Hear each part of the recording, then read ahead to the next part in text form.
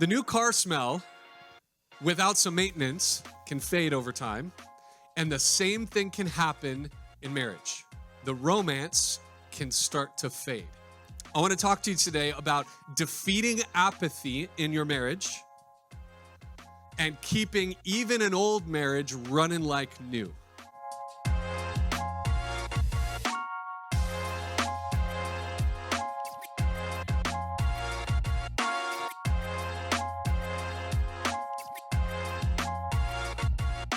Song of Solomon chapter 5, we're 7 weeks in as we're exposing God's plans for relationships, sex, and romance. If you've been in a romantic relationship at all, or if you're in one now, you know that especially in the beginning phases, it begins with that attraction and infatuation and the butterflies. You know what I'm talking about? I remember Jen and I, on our first date, we went to a movie, My Big Fat Greek Wedding. Have you seen it? That's our first date movie. So when you see it, when you see Twyla on that movie, I want you to just think about Kevin and Jen, okay? So we're sitting in the movie theater, and I remember the moment when I grabbed her hand, and I was watching the movie, but I don't remember any of the movie from that point forward. You know that flutter feeling, it just kind of like takes over. Your mind is so overwhelmed. Just a week or two after that, in the beginning of our relationship, Jen and I went to a concert. It was a Lifehouse concert, from what I was told. I don't remember a note that was played. I just remember I was holding her hand for like an hour and a half straight. And my butterflies and the feelings of romance, I was 18 and I was told it was a Lifehouse concert. It could have been Led Zeppelin. Like, I didn't even hear anything that was played. You know that butterfly romantic feeling. It's kind of like the new car smell, right? You get in a new car, and come on, it smells so good. The fresh leather, the lack of Cheetos, it just is so good, right? And like when you first buy a car, what happens? Parents especially, you're like, first of all, you're not riding in my car unless you're 13 or older, right? You got rules. If it is a car and a car seat makes it into your brand new car, you're laying down a tarp. You're like wrapping the kid in saran wrap. Don't touch anything. Don't look at anything. I want it to smell good, right? And so that continues on for a little while. And then, come on, let's be real. Real life sets in. We're 50,000 miles into the car. There's Chick-fil-A sauce like ground into the carpet. The new car smell is long gone. There's a new smell, but we're not sure what it is or where it's coming from. So here's the thing. The new car smell, without some maintenance, can fade over time. And the same thing can happen in marriage. The romance can start to fade. And this is where we find Solomon and his now wife, who we call by the name Shulamite. She'll be called that for the first time in chapter 6 next week, when we cover those 2 chapters next week. And Solomon and Shulamite, if you're not familiar with the story, King Solomon has fallen in love with this girl who was one of his vine dressers in one of his vineyards. And it's kind of this biblical Cinderella love story. And they were attracted, and they started dating and kind of courting, and then were betrothed, and now they're married. Last weekend was their honeymoon, wedding night, sex scene. They're just enjoying being with each other physically. And then today, we're maybe a few months or maybe a few years into the marriage. And now they hit this rough point that's so real. Listen, I love the Bible because it never dodges the hard issues. It's going to deliver it straight on. So let me set the scene for where we are today. Solomon comes home unexpectedly. I don't know if it's his lunch break and he was unannounced, whatever it was. He comes home, the door's locked, he's knocking on the door, and you're going to hear it. He's calling out, using all of these loving terms for his girl. And the Hebrew word that he uses when he calls her my love is a sexual term. He's using that for her today. So we know what's on his mind, okay? We talked last week that men are kind of like microwaves, ready in an instant, and women tend to be more like crock pots and need to simmer for a little while. And so he comes home for a little unexpected romantic rendezvous, and guess what she says? I'm already in bed. I don't have time to get up right now. And I'm just begging somebody to tell me that the Bible is outdated and irrelevant. Come on. This is written 3,000 years ago, and every marriage in this place is like, I understand that. Huh, honey, right? The Bible's so real. I love it. And so we're going to learn today what this looks like. Let me give you the title of the message. Write it down. Here's the title: When the Honeymoon Wears Off. I want to talk to you today about defeating apathy in your marriage and keeping even an old marriage running like new. We're going to talk about some of the dangers and the things that can come in. And Song of Solomon, chapter 5. We're going to start in verse 2. Let me set the scene. She's, again, this is probably years into their marriage. She's asleep. She's dreaming. Now she's recounting the dream that she had. Chapter 5, verse 2, she says, I slept, but my heart was awake. So we know that this is a dream setting. A sound, she says, my beloved is knocking. And now listen to what he says. Open to me, my sister, my love, my dove, my perfect one. Solomon's got something on the brain right here, okay? He's in the mood. He says, for my head is wet with dew, my locks are the drops of the night. But then here's Shulamite's response. I put off my garment. How could I put it on? She's like, I'm in bed in my PJs. Come on. I wasn't ready for this. I bathed my feet. How could I soil them? She's like, I took a shower. Come on. I was trying to get to sleep. This is the moment where one or the other spouse is in the mood and the other spouse is like fake snoring on the other side of the bed. Come on. Let's be real here.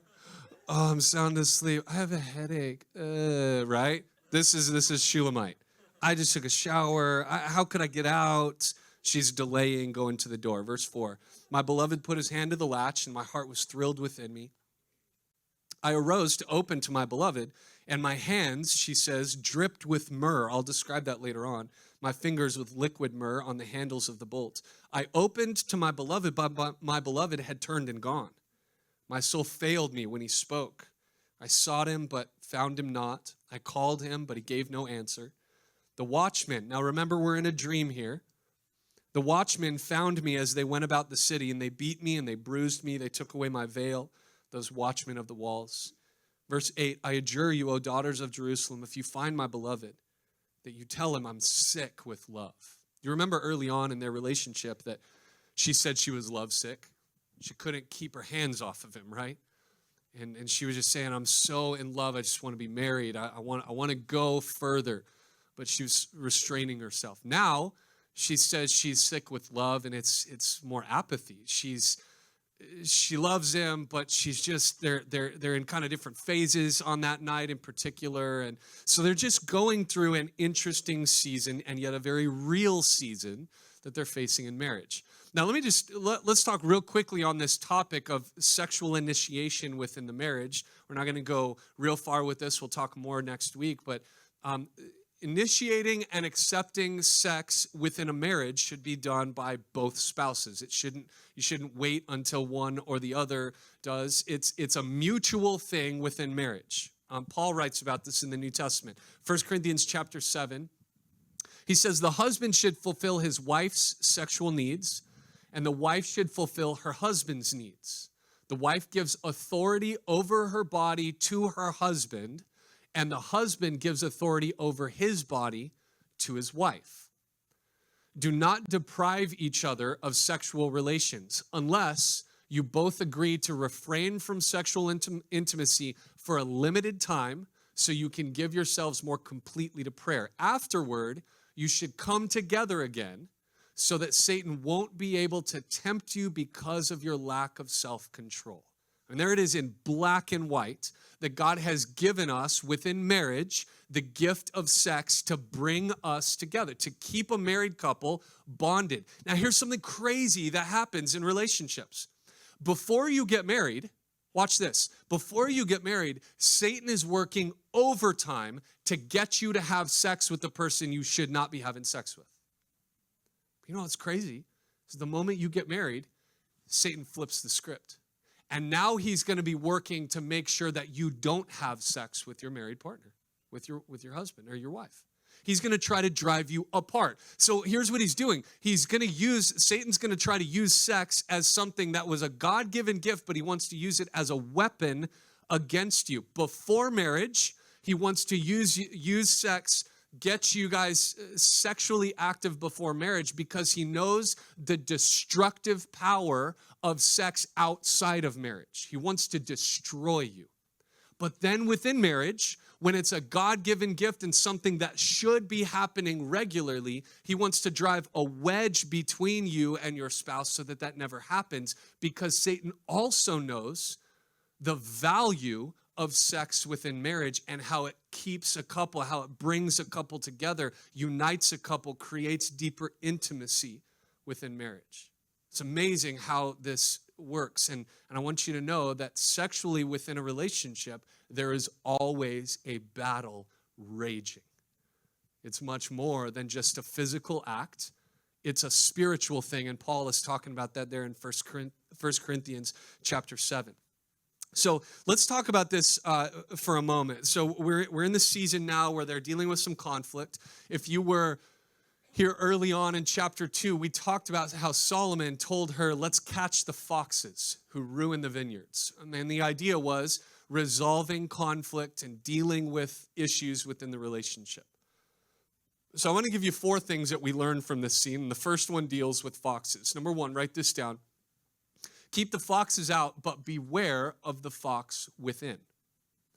Now, we should do everything possible to prevent sin, both personally in our lives and as a couple in our marriage. We should do everything that we can to prevent sin from getting in, but let's remind ourselves that we were born with sin inside. Let's keep the foxes out, but let's just remember we have a fox inside. There's always issues wherever we go, because you've heard it said, wherever you go, there you are. And so many people love to just blame all the problems on everybody else. If I just got out of this marriage, if I got out of this relationship, if I just left this church, if I just got a set of new friends, if I just moved to a new city, and then there's this track record of skipping around and the same problems.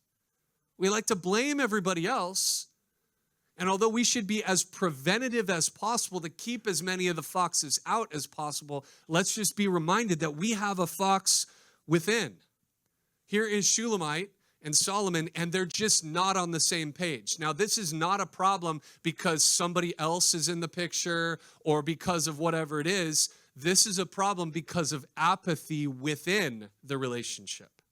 A fox that is already in. And this will be, I'll just warn you, within marriage, within any relationship, something you have to constantly be working to defeat for the life of the relationship. If any relationship, and we're talking today in the context of marriage, but please understand, single people, dating, whatever phase of life you're in, almost all of these principles apply universally to relationships and dealing with people. If you want a relationship to succeed, you have to kill the apathy that easily comes into the relationship. And it often happens through blame shifting. We see somebody else and we want to blame them. Blaming is easy, but resolving the conflict is the goal. And see, blaming is often where marriage counseling starts. Husband and wife going through something, want to sit down and talk, and oftentimes the fingers are pointed across the room at the other person. I can't tell you how many countless couples I've told them, listen, you're not going to try to fix him, and you're going to stop trying to fix her. You have to start by working on yourself. The fox is inside, okay? Let's stop just shifting the blame as though they are always the problem. And let's learn to take the blame ourselves. The fox is inside. Now, verse 5, we learn from Solomon something interesting here. You'll notice that by the time she finally got out of bed to go get Solomon and let him in, you'll notice that she said when she touched the door handle, her hand dripped with liquid myrrh. Now, that's not just, although that is beautiful and poetic, it's not just beautiful and poetic. This was an actual cultural thing that young men would do when they had gone to see their girl and just missed her. What they would do is they would leave. It's basically a love note. It's this aromatic, lotion-like myrrh that they would leave on the door somehow that would basically be an indicator that they had been there and they just missed each other. It's a much nicer way than Solomon like writing in the dust. Solomon was here, you know? But same idea, just much more romantic. She gets there and she's delayed because she's been apathetic at getting out of bed and going to meet Solomon. And by the time she gets to the door, he's gone. But he's left this basic, it's like he left a love note for her, which is amazing to me because we have to understand Solomon could have been very hurt, could have felt very rejected because of her apathy in this situation. He could have yelled at her. He could have called her names in an extreme setting. He could have done what some would do and leave and go find somebody else. But no, he left this basically love note to say, I was here. I wanted to remind you that I love you. And that's what he's doing through this visual. So write this down. Here's number 2. Don't forgive because they earned it. Forgive because it's right. If we wait for everybody in our lives to earn our forgiveness, guess what? We won't be forgiving many people. And we will also have to live by ourselves in a house because we will be holding grudges against everybody else who has not earned our forgiveness just yet. Don't wait until they earn it. Forgive because it's right. I mean, parents, you know this. You tell your kids all the time, 2 wrongs don't make a right. Well, she did that to me. Well, just because she did that to you doesn't mean you have the right to do something back to her. Come on, this does not work just for parenting. This is a universal application. 2 wrongs do not make a right. You're like, well, but they did this to me. And? Well, why do you think that gives you the right to punish them back? Just because they did the wrong thing doesn't give you the right and doesn't mean you have to do the wrong thing back to them. That doesn't fix anything. Can I get an amen for that? This fixes nothing. But this is our natural action. This is our natural propensity is, I've been hurt, so I want to hurt somebody else. Solomon sets a good example here of he could have said something, he could have done something, he could have kicked down the door. This is King Solomon, right? You don't treat me like that. No, he left a love note and he walked away. He was exemplifying, I believe, the beginning phases of forgiveness, and we're going to see it more next week. But, you know, when you argue, and I say when you argue, not if you argue, when you argue in marriage, be very selective in the words, the body language, what you say, how you say it. All of these things are very important. When you exaggerate, let me give you an example. When you exaggerate in an argument, this is not helpful. You always, you never. Well, it's not a factual statement. Probably, if you look back, there are some rare occurrences where they did fill in the blank. You always. Well, not always. That's just not helpful, right? How about in an argument, learn to breathe a little bit. Learn to remember that your husband or your wife is not the enemy. We've covered this already, but it's worth saying again. You are not in the fight to win the fight, but to resolve the conflict. And loving words and being patient and kind with your words toward your spouse is going to go a lot further toward resolving the conflict than being harsh or accusatory ever will. And so we need to learn to be quick to forgive, not because they earned it, but because it's right. Now, somebody inevitably is like, well, you don't understand. Like, just imagine, like, you can't even imagine what they've done to me, and I can't, they just don't deserve it. You have no idea. Well, listen, aren't you glad that Jesus didn't say that about you? Like, the story of the gospel is, if I remember correctly, you and I were not deserving of forgiveness or grace either. The story of the gospel is Jesus loved and forgave us when we weren't even running after him, actually. When we had done nothing to deserve it, and you never can deserve it, by the way. but he forgave anyway because he loved us. And we choose, since Paul says in Ephesians 5 that marriage is a picture of Christ in the church, then if that's the case, then we should be forgiving like Christ forgives the church. It's a picture of the gospel. Don't do it because they deserve it. Do it because it's the right thing to do. Remember who the enemy in the marriage is. It's not your spouse, it's division. Kill division with grace. Grace and forgiveness will bring such healing to deep wounds. Number 3, here's a third principle for us. When you're in the wrong, be quick to make it right. You might notice in verse 6 that by the time she finally got to the door, he was gone. But you also notice that she didn't just go back to bed. She didn't wait it out to the morning. It says in verse 6 that she left her house and she sought him. She went after him. It says in verse 6, if you look at it, she says, my soul failed me when he spoke. She goes, I was heartbroken at what happened. So she put on some clothes and she went out under the cover of darkness to go find him. She sought him. The Bible says in Ephesians chapter 4, verse 26, not to let the sun go down on your wrath. There will be lots of temptation to just give it some time and she'll get over it. Give it some time and it'll kind of just work itself out in your marriage. This is not a healthy approach to resolving conflict in your marriage. You have to deal with problems. Remember, get the foxes out, right? But sometimes the fox is within. You got to even work at getting the fox inside out.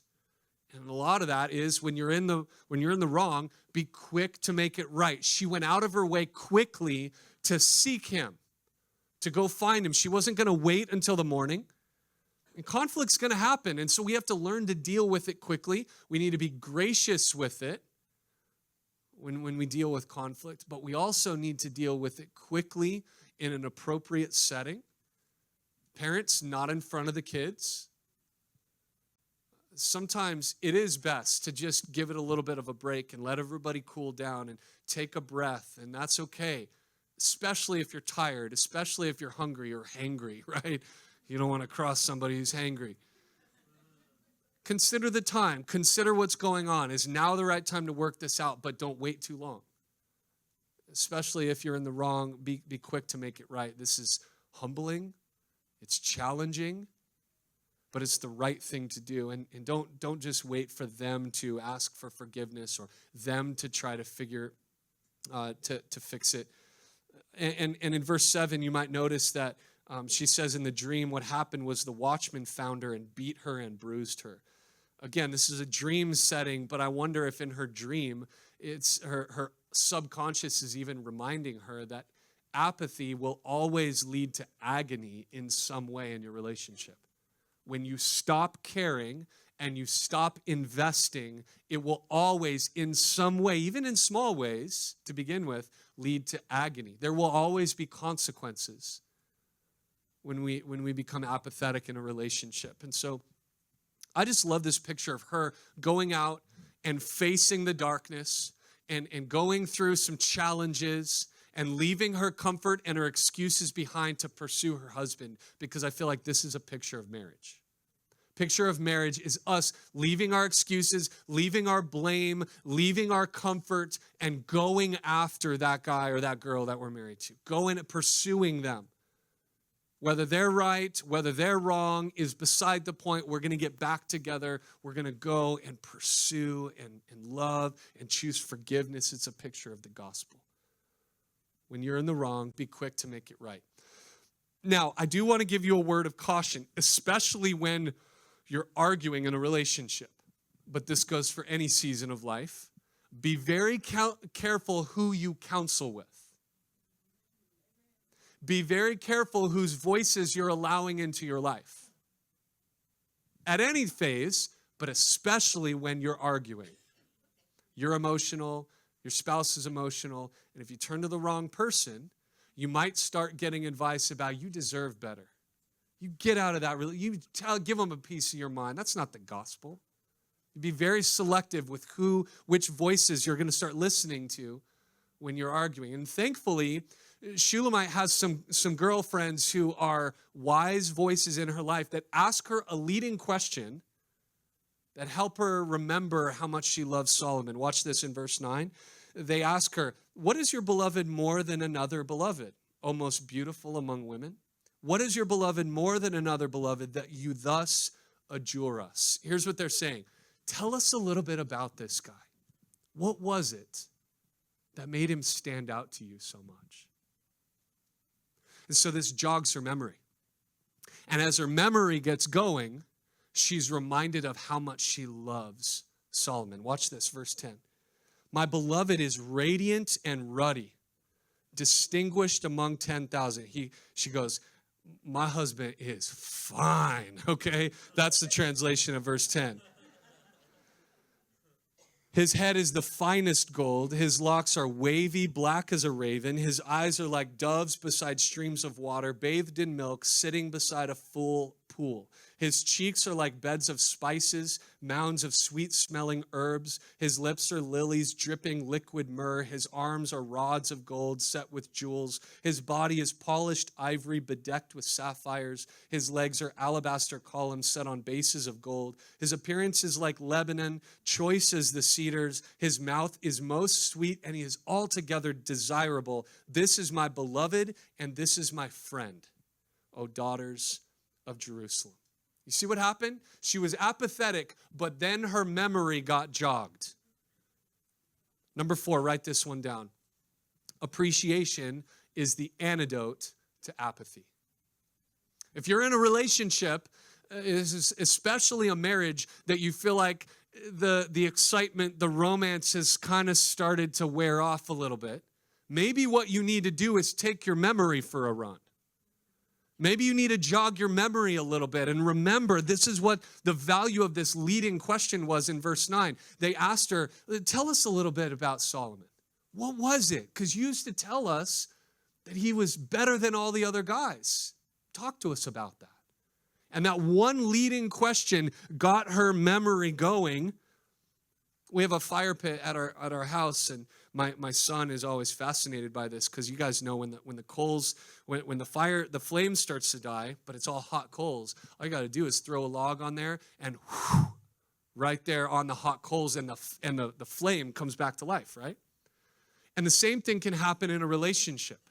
Gratitude, gratefulness is the oxygen that can be breathed onto the hot coals of a relationship that fan the flame back to life.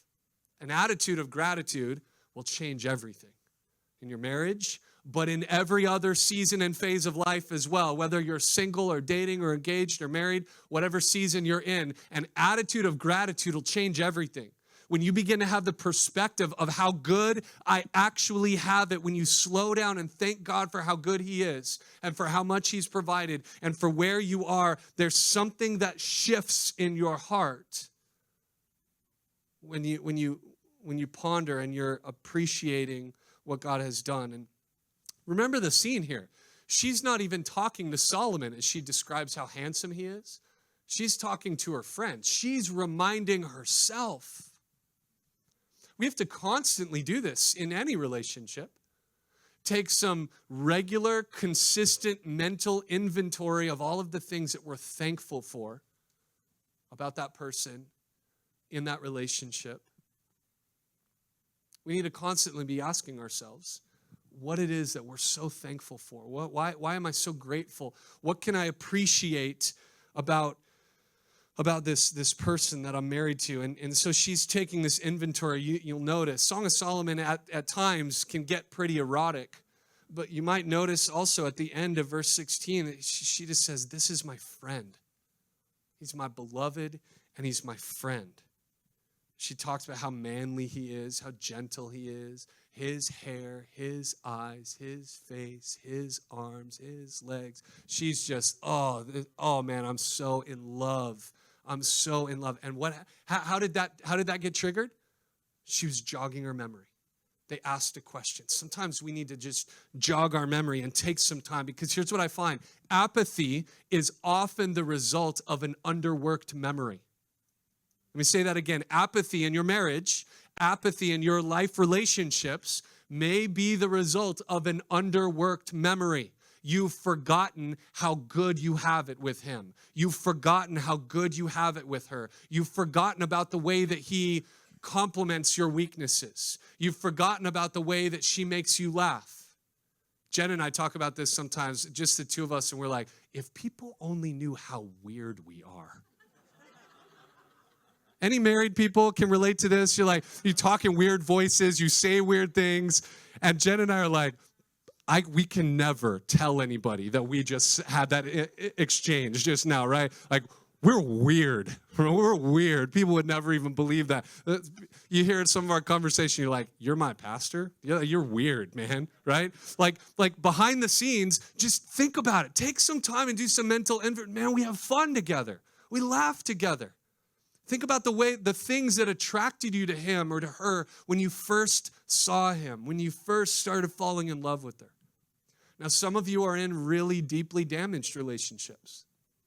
And you're like, Pastor Kevin, you have no idea. It's impossible for me to find something good about the relationship that I'm in. Can I jog your memory and remind you of the commitment that you made to him or to her? Your vows that you said, for better or for worse, for richer or for poorer, in sickness and in health, till death do us part. And what I add when I do a marriage, till death do us part or the Lord returns. I'm going to pursue him. That's marriage, right? Somebody goes, I just don't know if my spouse is the one anymore. I just don't know. I mean, it's a mess. I don't know if he's the one. Well, let me speak to that. Because you could be correct in that before you got married, he or she maybe was not the one. Maybe you shouldn't have. But listen, you did, and now they are the one. Like it or not, this is a covenant. It's not based on feelings. It's based on I'm committed. I've said my vows. Now, I'm not saying you are to live and tolerate an abusive relationship. I'm not saying that there are no times to call the police and set boundaries. Sometimes, in some extreme cases, you need to do that. But you're committed to the marriage and to the relationship. Apathy sets in when we forget how good we have it. And listen, if we'll be committed to killing the apathy in our marriages, even an old marriage can run like new. Jen and I, in just a couple weeks, will celebrate 15 years of marriage. I can tell you, I mean it when I say it, I'm more in love with Jen than ever before. And that's not by accident. We've been intentional, and we've been through some stuff over the years. We've chosen forgiveness. We choose love. I constantly thank God for Jen being the evidence of his grace in my life. I never want to become apathetic and forget how good I have it. But the same thing applies spiritually. If you find yourself in a place today where you are far from God, or you have a relationship with God, but it's just kind of like, whatever, I'll get to it when I can. You've lost the joy that you once had when you came to Christ. I wonder if it's the result of apathy. Because spiritual relationships work the same way. Listen, in a marriage, you have to remember the romance. But in a spiritual relationship with God, you have to remember the rescue of the gospel. So I'm wondering if maybe I could jog your memory for a moment, Christian. If you've lost it a little bit, if you're a little apathetic toward Jesus, can I just remind you, before Jesus, you were headed to hell for eternity, and he rescued you when you didn't deserve it. He shed his blood when it should have been yours. It should have been mine, and he saved us. He's forgiven us. He's called you by a new name. You are a son or a daughter of the King. You are his workmanship created in Christ Jesus for good works that God has prepared beforehand that you should walk in them. You are called and gifted and qualified, not because of who you are, but because of who he is. Is anybody thankful for that today? Come on, let's remember the gospel. Let's remember the rescue of the gospel. If you lose the romance in a marriage, it'll die. If you forget the rescue of the gospel, you'll die. You'll forget how good you have it. Come on, Christian. We got to be remembering constantly. Preach the gospel not only to your friends, but to yourself. Remember how good you have it. Jesus loves you. Never forget that. Thanks so much for listening to this episode of the Kevin Miller Podcast. It would mean so much if you would rate this podcast on the platform where you watch or listen. That will help us reach more people with the good news of the gospel. As always, find out more at kevmill.com or follow on Instagram or Facebook.